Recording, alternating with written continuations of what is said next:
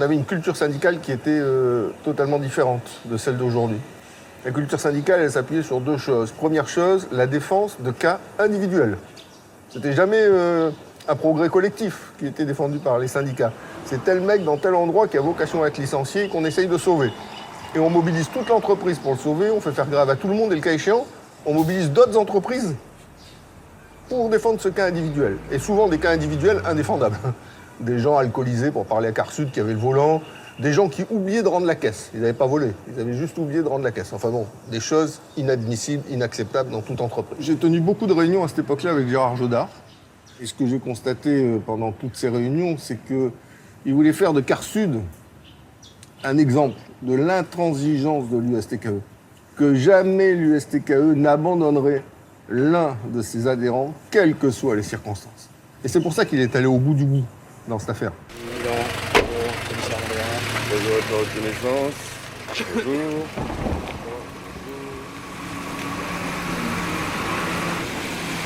Alors, je me souviens le matin où je suis allé là-bas, je crois que c'était aux alentours de 5 h du matin, pour soutenir le personnel non gréviste, qui était majoritaire. Je rappelle que les 2 tiers ou les 3 quarts de l'entreprise ne faisaient pas grève, et 1 tiers ou 1 quart faisaient grève. Mais le tiers ou le quart qui faisait grève empêchait les chauffeurs de servir, de prendre leur bus, et le cas échéant, caillasser les bus à la sortie du dépôt, ce qui nécessitait le recours de la force publique, et en l'espèce, le haut-commissaire qui envoyait les forces de l'ordre pour dégager les accès du dépôt. Philippe Gomez. Voyez, dis-moi. Je voudrais te faire ta connaissance. Bonjour. C'est pas à vous que je vais expliquer, parce que vous savez mieux que moi, qu'il y a 5000 personnes tous les jours qui attendent. Et ces 5000, vous savez qui c'est. D'accord? Pas notre faute. C'est la faute à qui? C'est la mienne? La faute de la direction. Non. Pas la faute de la Vous êtes direction. de la direction. C'est pas la faute de la direction. De Voilà. toute façon, on va aller jusqu'au bout.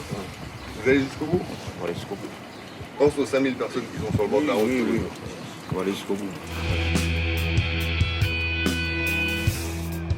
Donc on était vraiment dans une atmosphère de guérilla urbaine, qui témoignait du mal-être d'une société calédonienne dans son ensemble, en termes de relations sociales, et qui se cristallisait dans une entreprise du pays, à l'époque Carsud.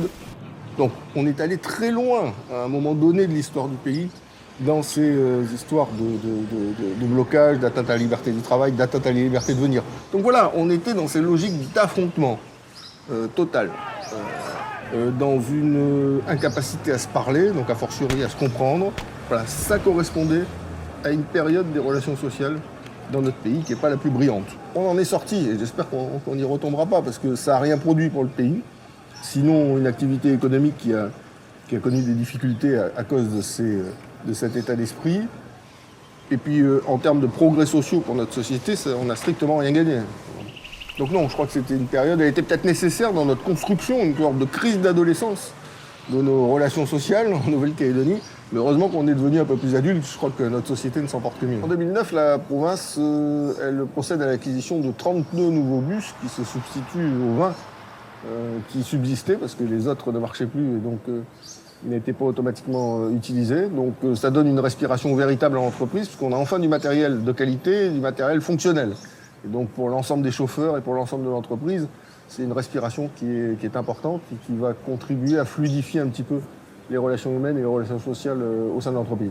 Le capital évolue également puisque au début de l'année 2009, Promo Sud, qui est la société d'économie mixte de la province Sud, prend la majorité au sein de ce capital et Veolia est réduit à 28% de part pour Promo Sud à hauteur de 72%. C'est-à-dire que la province décide de prendre le contrôle de l'outil. Un modèle, il doit être analysé à la fois en interne et en externe. On peut avoir le meilleur modèle en interne s'il se trouve dans un contexte qui est un contexte négatif comme l'était les années 90 ou 2000, il aura du mal à faire ses preuves, ce modèle.